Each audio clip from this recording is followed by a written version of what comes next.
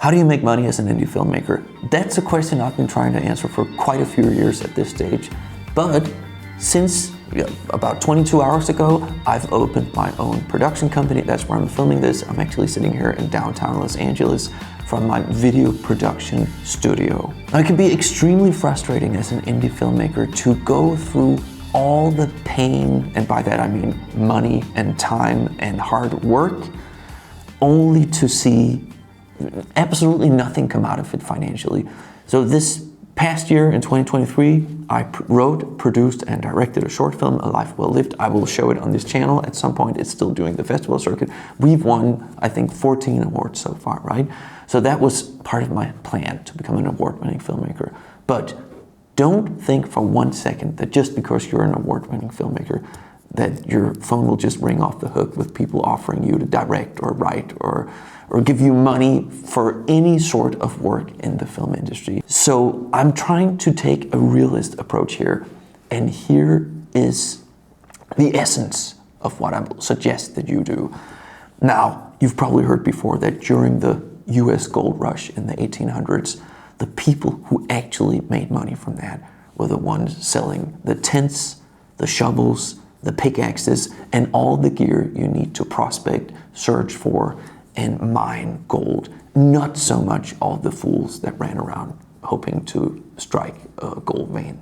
There is a permanent, constant demand for many resources in a broad sense in the film industry, especially in the indie film industry. So that is actually what I suggest. So most of the people I hear talking about how to make money as an indie filmmaker, they honestly just suggest the same thing. They typically run a small commercial video production company, or big in some cases, where they do commercials for brands. And they will typically tell you to specialize in something, specialize in cars, do car commercials, or specialize in this specific type of consumer products. And you build a nice portfolio, and then you'll have this list of recurring clients, et cetera, et cetera, et cetera. The problem with that approach is that, yes, it may work, but it also just may be the fact that it's not gonna work for you, in which case you've wasted years. Now, the approach I'm suggesting, and that I'm taking myself here, again, 20 some hours into my journey here, really has to do with supplying something for which there is a permanent, constant demand, right? Of course, you don't want to compete with everybody, but, and again, just overall here, I've identified two approaches to this. The approach I'm taking is essentially providing people with film sets. So I spent about 3 months planning the setup of my film studio here. We essentially have well, how many do we have? I think we have like 9 different standing sets. They're not actually standing sets, they're actually more like dynamic mobile sets, but I can set all of them up in 20 to 30 minutes, right? So that's essentially something that there is a constant demand for, is locations where people can sit undisturbed, unhindered, and record. They don't sit, they come in with their crews, right? With their crews and their talent, and they can film their productions. These can be tiny productions. It could be a one-person influencer or content creator coming to produce content in some little niche, or it can be a medium-sized indie production maybe that are looking for, in my case, for instance, a doctor's office or a therapist's office, or a CEO's office. This could easily double as a CEO's office, as you can probably imagine, with just a few modifications, or something like that. Now, there's a second approach. So actually, a friend of mine is taking this approach.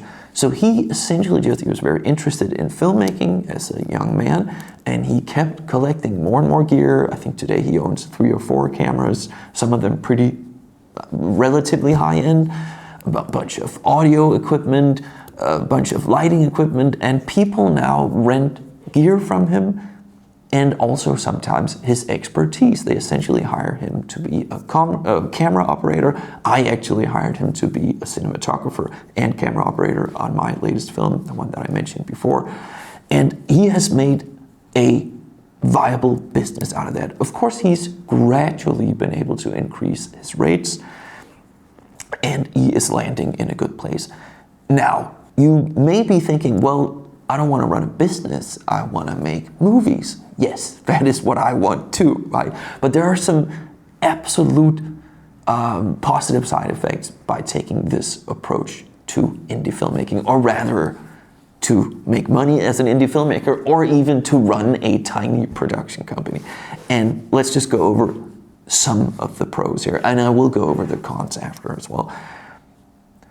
So in my case, I have free access to sets, right, to film sets, and they're lit, and you can pretty much just show up with your talent and your camera ready to go here, or I can at least, right? So I can record many different things here. I can record documentaries, I can record comedy skits, there are actually many options. Could I record a full feature in this production studio? Probably not, but a good chunk of it, right? And that puts me in a better place than a person who doesn't have that opportunity. Now, in terms of gear, that's another perk, if you will, right?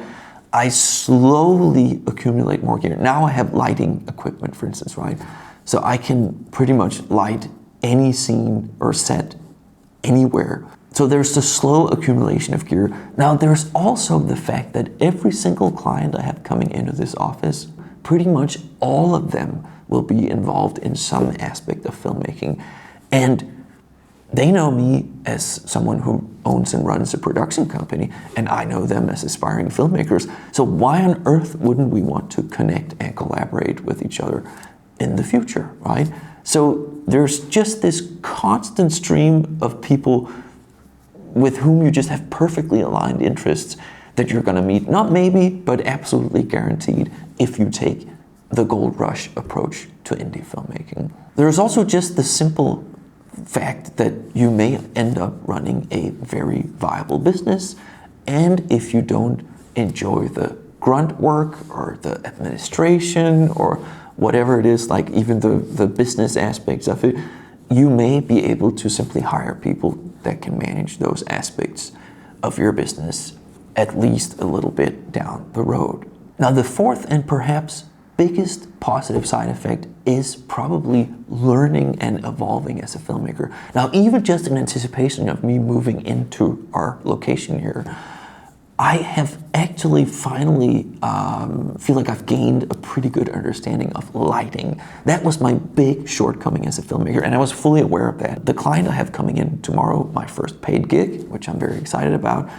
she's a film school student, and she needed guidance on just a bunch of practical stuff in terms of operating a camera, angles, lighting, sound mixing, all sorts of micro aspects of filmmaking. And the fact that I am not like a super experienced, well-established filmmaker all the way up here on the ladder, but the fact that I'm just a few steps ahead of her actually meant that I've been able to consult her and help her out a lot and give her a lot of valuable advice, frankly, if I am to trust what she's telling me, at least. And I think we could very well end up collaborating on future film projects. And I'm saying this to highlight the fact that not only will you learn, but there's also the fact that you can help people that aren't quite at your level as a filmmaker yet. And that is something people are very grateful for. And honestly, it also just feels absolutely great. Okay, let's just go over the cons here. Now, this approach can be expensive. And actually, the reason I went this route with the video production studio, as opposed to investing in gear, is that it is actually cheaper than, I can go into the financials of this place in another video, but buying a single great camera with glass lenses would probably cost me roughly the same as everything I've put into this studio, including my rent for a full year. And that's saying something. So I sort of just like weighed those two investments against each other, and I thought, I think this is better for me. Another potential con is that it can be time consuming. I spent probably 100 hours before I moved into this location. and another 100 hours after I moved in, and I'm only just getting ready to actually host clients here. And also, the third thing is it can also be distracting, right? You can end up focusing so much on running this business that you sort of neglect your creative endeavors, which has happened to me. So that's just a pitfall to watch out for. This is what I want to leave you with. Think about what the gold diggers, what today's filmmakers, and especially the indie filmmakers, need, what they all need, right? If you can meet something for which there is a demand, then you have a viable business idea. And if it relates to your passion, filmmaking, then you're in a pretty good place. That's it for now. Stay tuned for more indie filmmaking and making money on films content on this channel. Again, my name is Asker. I am the owner of Bird Door Productions, and I'm actually going to show my award-winning film in this channel too, so stay tuned for that. And if you're interested in booking my locations, such as the one you're seeing here, or one of our 8 other standing sets, check out our Gigster listing, link below this video, and stay tuned for more. Don't forget to subscribe if you enjoyed this video. Have a good one. I'll see you soon. Cheers.